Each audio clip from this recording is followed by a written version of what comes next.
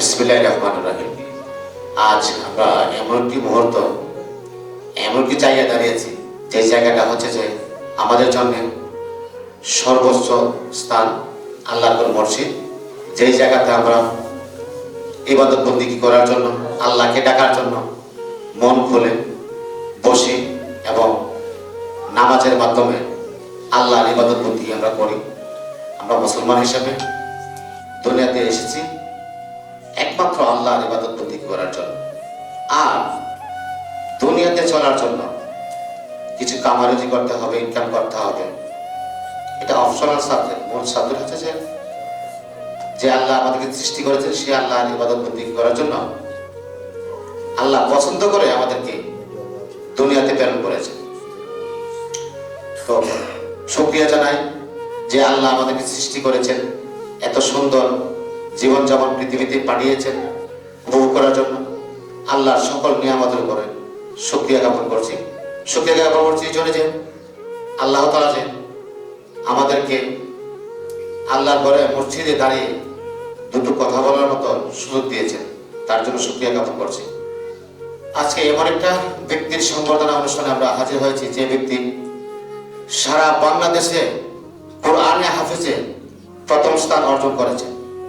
আসলে প্রথম স্থান অর্জন করাটা এটা সামান্য কোনো বিষয় নয়।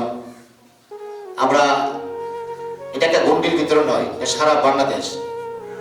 সারা বাংলাদেশে হাজার হাজার ছাত্রদেরকে প্রতিযোগিতামূলক অংশগ্রহণ নিয়ে তাদেরকে পাছনে ফেলে প্রথম স্থান অর্জন করাটা এটা সামান্য কোনো বিষয় নয়। আমরা এটা স্কুলের একটা খেলার মাঠে আমরা দেখতে পারি যে 100 মিটার দৌড়, 200 মিটার দৌড়, 50 মিটার দৌড়ে প্রথম স্থান অর্জন করে। এটা হচ্ছে অল্প কিছু মানুষ এবং অল্প কিছু সময়।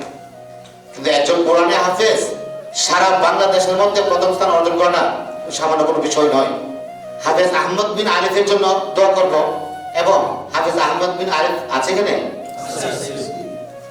আচ্ছা, আপনি দিকে আসেন। আপনি হাফেজ আহমেদ বিন আরিফ, আমি তাকে আমার মন থেকে প্রাণ ভরে দোয়া করে যাচ্ছি, এই হাফেজ আহমেদ বিন আরিফ বাংলাদেশ তথা সারা বিশ্ব দরবারে যেন সে মাথা উঁচু করে প্রথম স্থান অর্জন করতে পারে সারা বিশ্বব্যাপী। আমি তার জন্য আমি সেই দোয়াটা করি। এবং সারা বিশ্বে মুফতি আছে, তাফসীরকার আছে, মুফতি তাফসীরকার হিসাবে, কোরআনের আইন বিশেষজ্ঞ হিসাবে যেন আল্লাহ তাআলা তাকে কবুল করে নেন, সারা বিশ্ব দরবারে যেন প্রথম স্থান অর্জন করতে পারে। আমি সেই দোয়া করি। বাবা বসেন। আসলে আমরা সাধারণ মানুষ, আমরা শুধু এটুকু জানি যে ভালো কাজ করলে পুরস্কার আছে আল্লাহ তাআলার দরবারে, আর মন্দ কাজ করলে অনেক বড় সাজা আছে। হয়তো আমরা বলি অনেকে, কিন্তু আসলে মানি না, জানি কিন্তু মানি না। এটি আমাদের দুর্ভাগ্য। আমি মনে করি যে আমরা প্রত্যেকটা মানুষ জানার পাশাপাশি মানাটা আমাদের একান্ত দরকার বা কর্তব্য।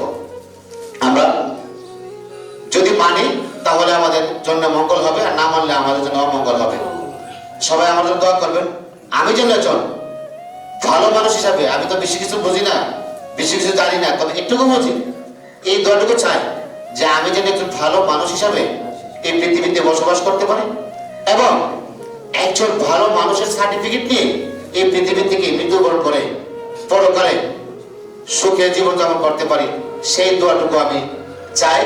কারণ এছাড়া আমার চাওয়া পাওয়ার কিছু নাই পৃথিবীতে।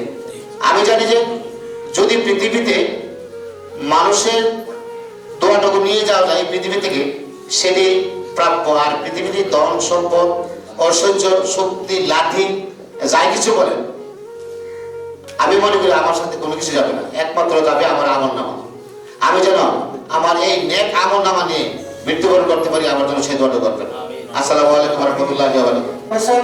হজ উমরা সফর পুরস্কার প্রাপ্ত হয়েছেন, তেলাওয়াতে আসছেন হাফেজ আহমদ বিন আরিফ। আমাদের প্রতিষ্ঠানের সদস্য হাফেজ আহমদ বিন আরিফ। أعوذ بالله من الشيطان الرجيم.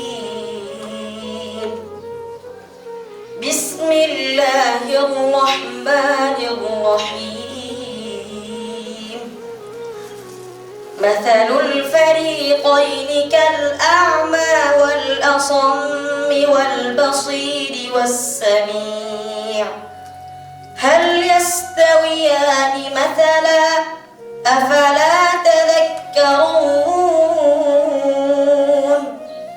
ولقد أرسلنا نوحا إلى قومه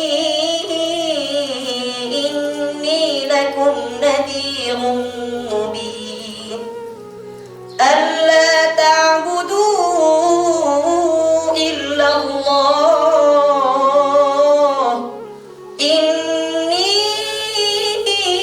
أخاف عليكم عذاب يوم عظيم فقال الملأ الذين كفروا من قومه ما نراك إلا بشرا مثلنا